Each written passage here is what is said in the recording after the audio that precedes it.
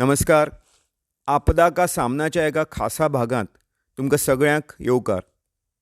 आज आमी ज्या विशयाचेर चर्चा करपाचे आसात तो जावन आसा हीट वेव, म्हळ्यार उश्णतायेचे ल्हार. आजचें जें हवामान आसा, जी गरमी आसा, आमकां आमच्या देशांतल्या उत्तरी आनी पश्चिमी भागांत जी गरमी जाता, पुर्वोत्तर राज्यांनी खूब अशा वाठारांनी हीट वेवीची स्थिती वाडत गेल्या. म्हूण आपदा का सामना हे कार्यावळींतल्यान तुमचे मेरेन परिस्थिती पावोवपाचो यत्न आमी करतात. ह्याच खातीर की तुमी ह्या स्थितींत कितें खबरदारी उपाय योजना करूंक परिस्थितीक तोंड दिवपाक शकतले आनी सक्षम जावचे असो आमचो हो यत्न. तर आज हीट वेव उश्णताय ल्हार ह्या हवामानाच्या स्थितीचेर चर्चा करपाक आमच्या स्टुडियोंत आयल्यात 3 खास जाणकार. हमारे साथ हमारे दाईं तरफ डॉक्टर अभिनव वालिया जी हैं, जो कि सीनियर कंसल्टेंट है एनडीएमए से. आपका बहुत बहुत स्वागत डॉक्टर वालिया. हमारे साथ दूसरी खास मेहमान डॉक्टर मुक्ता गिरधर जी हैं, जो कि सीनियर कंसल्टेंट हैं डीडीएमए से. मैम, आपका भी बहुत बहुत स्वागत. Thank you. और हमारे साथ तीसरे खास मेहमान डॉक्टर सिद्धार्थ मंडल जी हैं, जो कि सीनियर रिसर्च साइंटिस्ट हैं सीसीडी से. आपका भी बहुत बहुत स्वागत है. सुरुवात डॉक्टर मुक्ता तुमचे कडल्यान करता. ह्या दिसांनी पुराय भारतांत, उत्तर भारतांत, पश्चिम भारतांत, ओडिसांत हीट वेवची स्थिती निर्माण जाल्या, जाका आमी म्हणटात हीट वेव, म्हळ्यार उश्णताय ल्हार. ह्या विशयाची खोलायेन म्हायती तुमी दिवची. IMDची जी मार्गदर्शक तत्वां आसात ताज्या आदारान आमी हीट वेव स्थिती पारखितात. इंडियन मेट्रिओलॉजिकल डिपार्टमेंटा प्रमाण 2 तरांचे टेम्परेचर्सांचो हातूंत आस्पाव आसा. एक तो टेम्परेचर जो जो दोंगराळ भागांत आसता, आनी दुसरो जो टेम्परेचर प्लेन्स म्हळ्यार मैदानी वाठारांनी आसता. दोंगराळ भागां खातीर IMDन 35 डिग्री सेंटीग्रेड तापमान थारायलां, जाल्यार मैदानी जाग्यांचेर थारायलां 40 डिग्री सेंटीग्रेड. आनी त्या भायर एक नॉर्मल टेम्परेचर देखीक 35 डिग्री सेंटीग्रेड तापमान आसा, आनी धरा 5 डिग्री तापमान अचकीत वाडलें जाल्यार आमी ताका हीट वेव म्हणटात. जर प्लेन्स वाठारांनी 40 डिग्री सेंटीग्रेड तापमान जालां जाल्यार थंय हीट वेव डिक्लेअर जातली. ह्याच प्रमाणे दोंगराळ भागांनी 35 डिग्री सेंटीग्रेड तापमान जालें की थंय हीट वेव स्थिती निर्माण जाता. अशा तरेन आमी IMDचे गायडलायन्स वापरतात. डॉक्टर अभिनव, जे आमी आज हीट वेवीचेर चर्चा करतात, तेद वेळार सरकारा वतीन, NDMAचे वतीन कसले नॉर्म्स, कसले फ्रेमवर्क आनी कितें खबरदारेची पावलां लोकांनी घेवची, तशेंच कशा तरेन उश्णतायेच्या मोसमांत आपलो बचाव करचो, अशें शासकीय मळावेल्यान सांगिल्लें वता. हीट वेवाक तोंड दिवपाक NDMAन वर्स 2016 आपली पयली गायडलायन्स उजवाड आयिल्ली. 2019 हाचें रिविजन जालें. ह्याच बरोबर NDMAन वर्कशॉप घडोवन हाडले. राष्ट्रीय पावंड्यार 2017 सावन आनी ह्या वर्सा तर आंतरराष्ट्रीय स्तरार वर्कशॉप घडोवन हाडलो. हातूंत खुबश्या स्टेक होल्डरांनी वांटो घेतलो. बरी गजाल म्हळ्यार हातूंत ल्हान, भरपूर आनी अशे व्हड सुद्दां आमकां धडे मेळ्ळे. राष्ट्रीय तशेंच आंतरराष्ट्रीय स्तराचेर मेळ्ळे, जांकां आमी बेस्ट प्रॅक्टिसीस म्हणून डॉक्युमेंट केले आनी स्टेटी कडेन शेअर केले, जेणे करून भारतांत सगळ्या जाग्यांचेर हीट वेवाची बरे भशेन हाताळपाची वेवस्था करपा खातीर तत्परताय वाडटली हें येवजून. ह्याच वांगडा जागृताय करपा हेतान NDMA काम करता, सगळ्या स्टेटी वांगडा संपर्क दवरून सहकारान मुखार वतात. IACचे जे ऑडियो व्हिज्युअल माध्यमां वरवीं जागृतायेचो एक म्हत्वाचो भाग जावन आसा NDMAच्या कार्यांत. तर अशी ही NDMA कडल्यान नेमान चालू आशिल्ली हीट वेव स्थितीक तोंड दिवपाक पावलां आमी देशभरांत उबारिल्लीं आसा. ही लोकां मदीं आतां जागृताय पावोवपाचो तांचो हेत आसा. डॉक्टर मंडळ, जशी डिजास्टराची परिस्थिती आसता, ती जावं मागीर पावसाक लागून, हुंवाराक लागून अथवा हीट वेवीक लागून, अशा वेळार सगळ्यांत वल्नरेबल जो घटक आसता तो म्हळ्यार जे आम लोक गरीब लोक आसता ते. हीट वेवांत फाटल्या वर्सा दिल्लींत 45 डिग्री सेंटीग्रेड तापमान क्रॉस केल्लो. राजस्थानांत तापमान 50 डिग्री सेंटीग्रेड असो आसता तेंकता. अशा वेळार जे आम लोक जे हीट वर्कर्स आसतात तांचे खातीर गव्हर्मेंटा कडल्यान कितें गायडलायन्स आसतात आनी कम्युनिटी लेवलार कितें करपाक जाय जेणे करून हे दिसपट्टेचे कामदार हे स्थितीक सक्षमपणान तोंड दिवंक शकतले. जांकां रिस्क चड आसता जशें तुमी आतां सांगले तांचे खातीर सरकारा कडल्यान गायडलायन्स ऑलरेडी आसात. जशें की जर खूब टेम्परेचर आसा जाल्यार भायर सरपूच ना. भायर येवचेंच जर पडलां जाल्यार उदकाची बाटली आपल्या कडेन दवरची. सावळेंत रावचें. हिटा पासून आपलो बचाव करचो. जाल्यार हे स्टेप्स घेवकूच जाय. कुलींग जावंक जाय तें उदका पासून हवेंतल्यान आनी हेर गजालींनी मेळूंक शकता हें मतींत दवरचें. आनीक एक गजाल म्हळ्यार भुरगीं आनी म्हातारी मनशां हांकां हीट वेवांत चड झळ बसूं शकता म्हणून तांचे कडेन लक्ष चड दिवंक जाय. जाता तितले तांणी इनडोर रावंक जाय. सुरक्षीत रावंक जाय. जितले भितर रावंक शकता तितले रावपाचें. पूण एखाद्या कारणाक लागून भायर वचचें पडलें जाल्यार गायडलायन्स फॉलो करपाक जाय.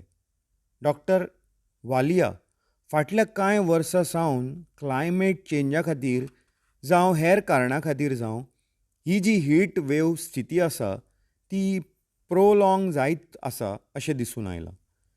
जें पयलीं कमी ड्युरेशनाची आशिल्लें तें आतां वाडत चल्लां. दिसा वांगडा राती आतां गरम जायत चल्ल्या. हाजे फाटल्यान मेन रिजन कितें? भारताची जी भौगोलीक स्थिती आसा ते संबंदी कितें कारण आसा काय? सगळ्यांत म्हत्वाचें कारण म्हळ्यार क्लायमेट चेंज, जाका लागून इंटेन्सिटी, फ्रिक्वेन्सी आनी टायम ड्युरेशन हीट वेवाची प्रसरणी आतां वाडल्या. फाटल्या कांय वर्सांनी आनी आतां वाडतच चल्ल्या.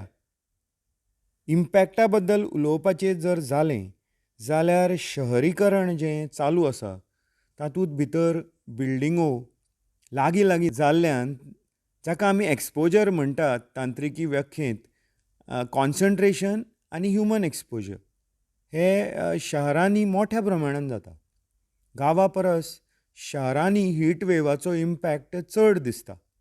चड लोक हीट वेवाचे पिडीत जातात आनी ह्याच समस्येचेर आमी उपाय काडूंक NDMA उपाय योजना तयार करत आसा.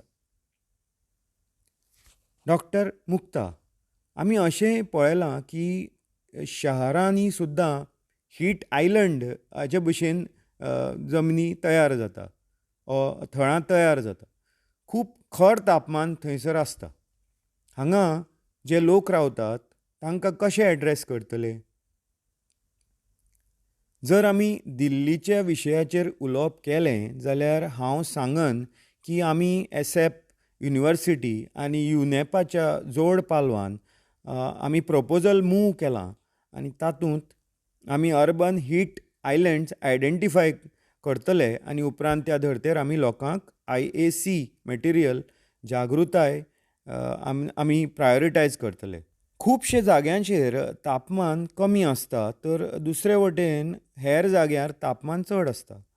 हाच्या फाटलें कारण म्हळ्यार कांय कडेन लोक सुशिक्षीत आसतात आनी तांकां कळटा आपले सरभोंवतणी थंडाय कशी दवरची ती. ते झाडां लायतात, छप्पराक थंड दवरपाचो यत्न ते करतात, छप्पराचेर ग्रीनरी तशेंच उदकाचे स्रोत दवरतात. आनी दुसरे वटेन पळयलें जाल्यार तुमकां दिसतलीं खुबशीं इंडस्ट्रियल युनिटां, फकत कॉंक्रीट, ग्रीनरी कांयच नासता आनी अशे हे वाठार अर्बन हीट आयलंड म्हणून मागीर वळखल्ले वतात. हांगा आमकां लोकांक जागृत करपाक जाय की कशा तरेन तांणी टेम्परेचर IMD सांगिल्ल्या प्रमाण IMDच्या मानकां प्रमाण दवरचो. आतां येवया अर्बन प्लॅनिंगा कडेन. एक एग्जाम्पल दिवपाचें जाल्यार आमच्यो ज्यो पयलींच्यो म्हळ्यार हेरिटेज बिल्डिंग्यो ज्यो आसतात त्यो गरमेच्या दिसांनी थंडसाण हाडून दिताल्यो आनी थंडेच्या दिसांनी एक गरम असो फील दितालो. म्हणजे ज्यो इको फ्रेंडली तरेच्यो त्यो बिल्डिंगो आशिल्ल्यो.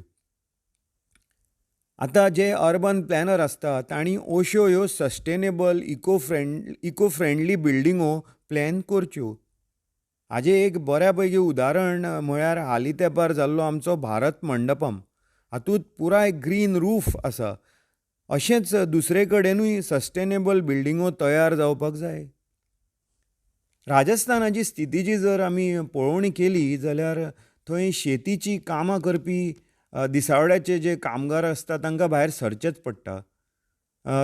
थंयच जे ते शेत जे पिकयता पिकावळ जी काडटा ताचेरूय हीट वेवाचें सावट पडटाच आसतलें न्हय. हाका तुमी कशें एड्रेस करतले? हिटाचो आमचे भलायकेचेर 2 तरेचो प्रभाव पडटा. एक म्हळ्यार डायरेक्ट, तो म्हळ्यार चड तापमानान भायर सरले जाल्यार ताजी जी आंगाक झळ बसता हीट स्ट्रोक सुद्दां जावं येता. दुसरे वटेन जे तुमी म्हणलें की शेतीचेर परिणाम कसो, असो की शेतीचो जो टायमींग आसा पळय टायमिंगूच बदलपाक लागला. क्लायमेट चेंज जाल्ल्यान उदकाची टंचाई आनी हाजे खातीर जे शेतीचेर अवलंबून आसात तांचेर इम्पॅक्ट जाता. असो की तांकां चड वतांत चड वेळ रावचें पडटा. आनी हे जे दोनूय तरेचे जे इफॅक्ट आसात न्हय ते धरूनच एक खर परिणाम हीट वेवांचो लोकांचे भलायकेचेर जाता. डॉक्टर वालिया, NDMA कडच्यान स्टेट गव्हर्मेंटाक लोकांक गायडलायन्स वतात. तरी पूण जो सिवियर हीट वेव जो जाता त्या संबंदीत कितें चॅलेंजीस असतात? NDMAन ज्यो गायडलायन्स तयार केल्यात त्यो स्टेटीक स्पश्टपणान हीट वेवा कडेन कशें डील करप हें दाखयता. तरी आसतना चॅलेंजीस आसात. हीट वेव मॅनेजमेंटांत भितर सगळ्यांत व्हड चॅलेंज म्हळ्यार लोकांचे वर्तणुकीचो.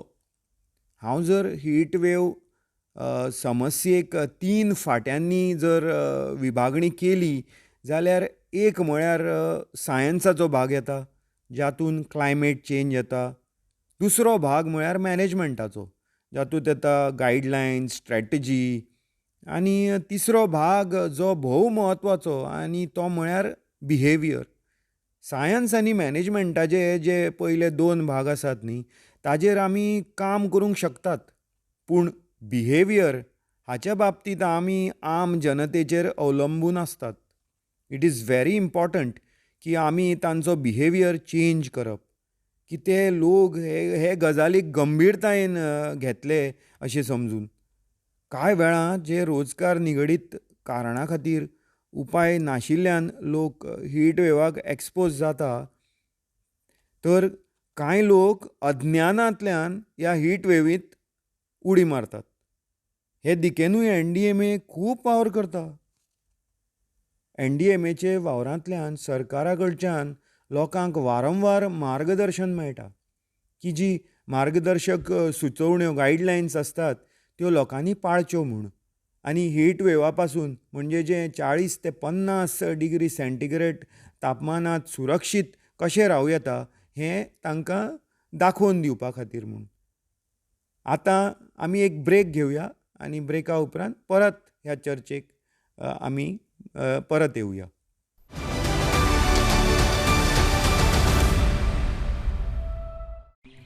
गर्मी का मौसम छुट्टियों के साथ जानलेवा लू भी लाता है. लू से बचने के लिए खूब पानी पिए, खासकर जब बहुत पसीना आ रहा हो तब.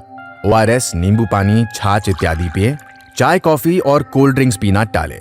धूप से बचे, खासकर 11 से 4 के बीच. हल्के रंग के आरामदायक कपड़े पहने, सिंथेटिक कपड़े ना पहने.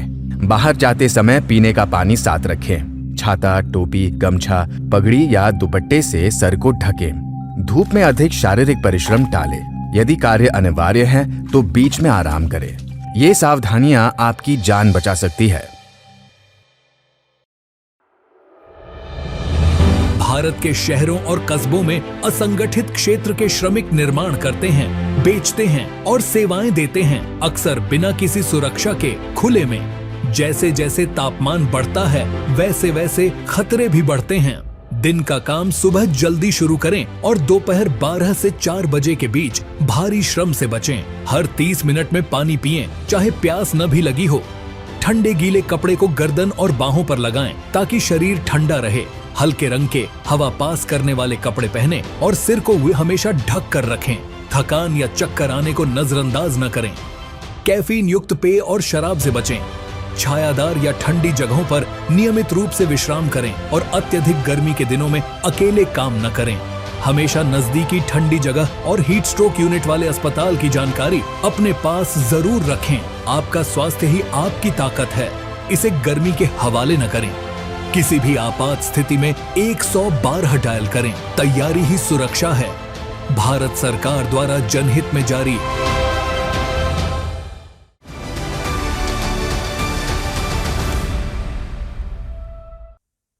ब्रेका उपरांत सगळ्यांक परतून एकदां तुमचें स्वागत. आपदा का सामना ह्या कार्यावळींत तुमकां आनी एकदां येवकार. आमची चर्चा चल्ल्या ती म्हणजे हीट वेव परिस्थितीचेर सुरक्षितता कशी बाळगप, बचाव कसो करप. आनी आतां मुखार वता आसतना आमी येवया डॉक्टर मंडळांचे कडेन. जेन्ना आमी व्यक्तिगत पावण्यार हीट वेव परिस्थितींत वतात तेन्ना आमची कशी तयारी आसूंक जाय.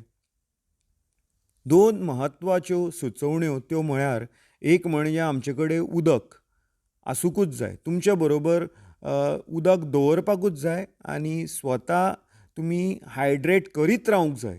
कारण म्हळ्यार हिटाचो जो हेल्थाचेर इफेक्ट जाता तो मुखेलतायेन डिहायड्रेट जाल्ल्यान ह्या कारणाक लागून जाता. डिहायड्रेशन जाल्यार मल्टिपल ऑर्गनाचेर इफेक्ट जाता. हातूंत किडनी, हार्ट, लंग्स हाचेर प्रॉब्लेमॅटीक आव्हानाक येवंक शकता.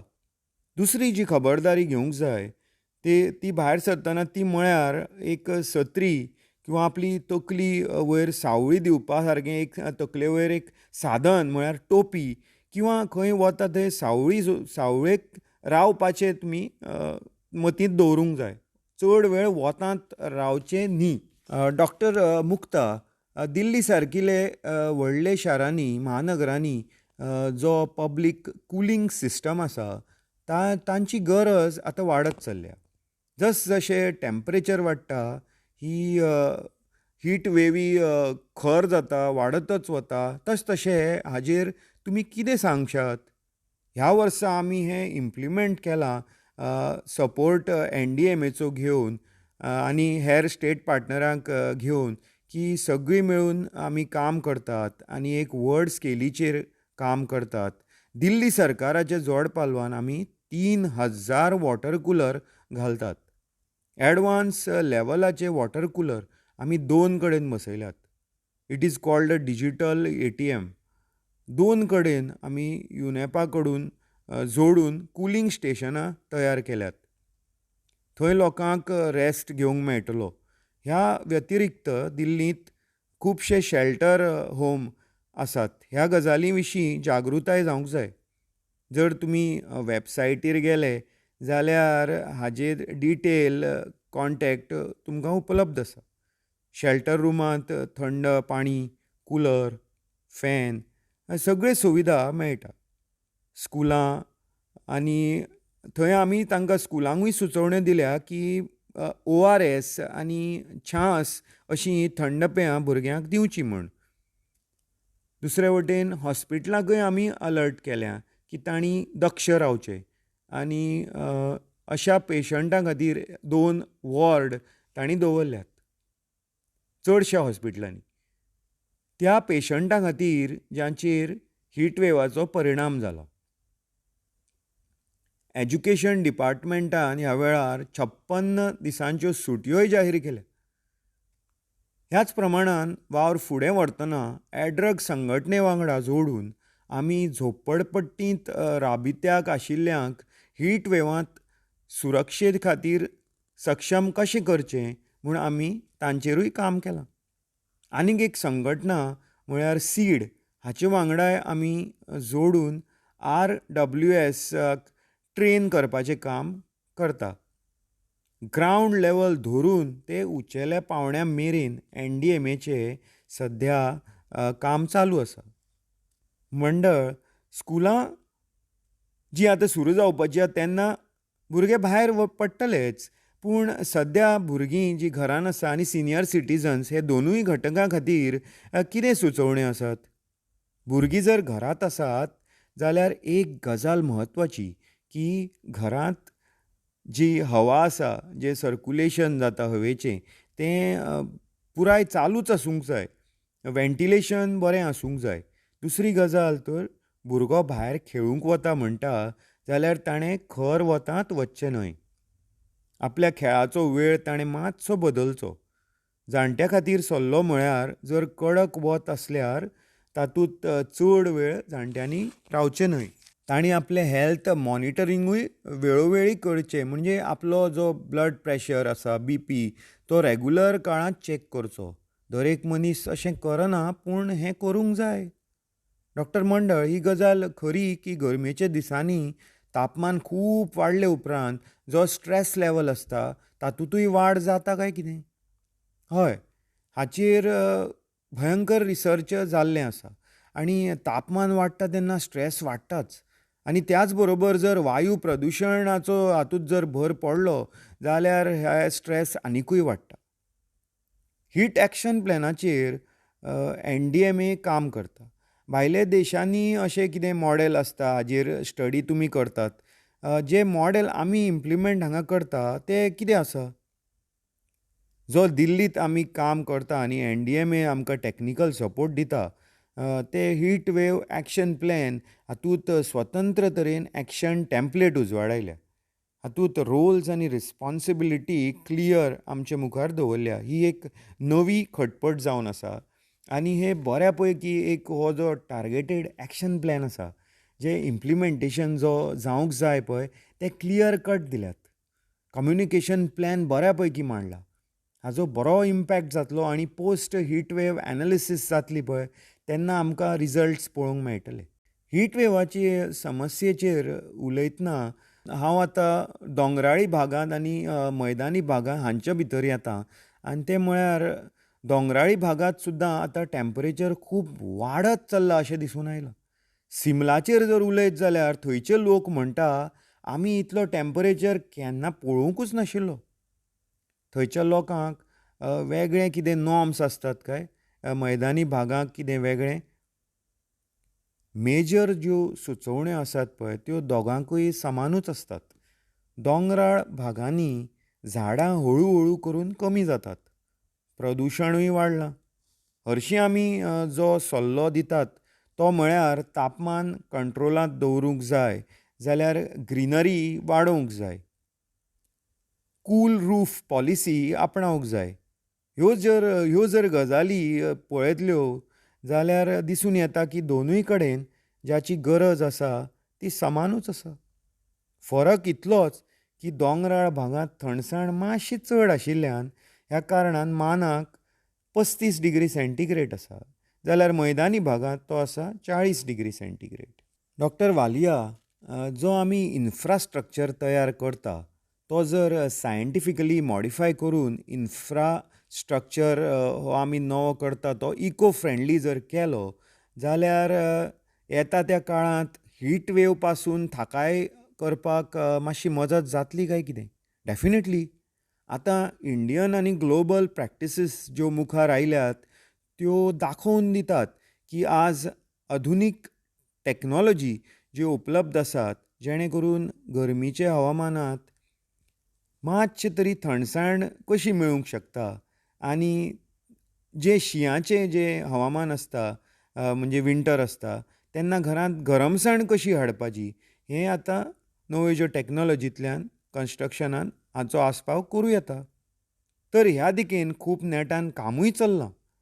आनी आय होप की येणाऱ्या काळांत खूब प्रमाणांत हाजें इम्प्लिमेंटेशनूय जातलें. जातूंत दोंगराळ भागांत जंय थंडसाणेचो प्रॉब्लेम आसा थंय कन्स्ट्रक्शन प्रॅक्टिसीस अश्यो आपणावप की मातशी गरमसाण थंय घरांत फील जातली. आनी ज्या जाग्यार गरमी चड जाता, ज्यो एरियाच तश्यो आसा, वाठारूच तशे आसा गरमेचे, थंय ते कन्स्ट्रक्शन प्रॅक्टिसांनी मातशी घरांत कशी थंडसाण मेळप त्या प्रमाणे ती टॅक्नोलॉजी आपणावंक जातली. हेंय बी आतां कमीत कमी पयशे मोडूनय जावंक शकता. बरें तर आज हें आमकां दिसून येता की सरकार पुराय यत्न करता. आमी व्यक्तिगत पावण्यार आमचें कर्तव्य पालन करून पावलां मारूंक जाय आनी हीट वेव्ह सारके हवामानाच्या आव्हानांक NDMAच्या मजतींत आमी तोंड दिवंक जाय. ही चर्चा आतां हांगाच सोंपता. आमचे सगळ्या मानेस्तांक धन्यवाद. देव बरें करूं.